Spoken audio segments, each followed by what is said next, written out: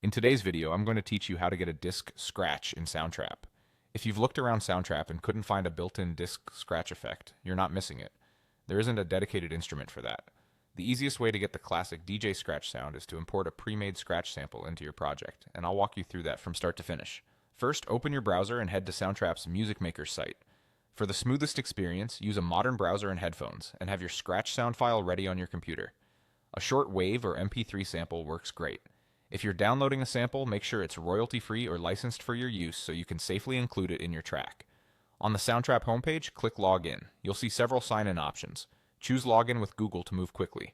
When the Google window appears, select your account and confirm any prompts to continue. After you're signed in, you'll land on your Soundtrap home area. Next, open the studio. This is where all the music making happens. Give it a second to load the timeline and tools.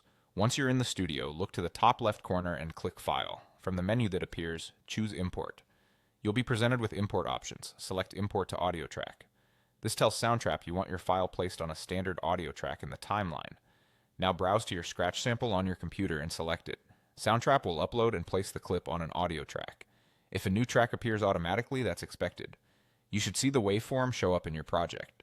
From here, you can make the scratch sit perfectly in your beat. Turn on the grid so you can snap the clip to the right spot and match your project tempo to your song. If the sample starts or ends abruptly, add a tiny fade in or out to remove clicks.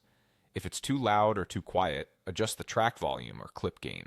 For extra character, you can experiment with EQ or a gentle filter to emphasize the high, gritty part of the scratch, or use a touch of reverb for space. Just keep it subtle so the transient stays punchy. And that's it. You've brought a disc scratch into Soundtrap by importing a ready-made sample, lined it up with your track, and polished it so it feels intentional and musical. Save your project, try a few different scratch variations, and build the energy right where you need it.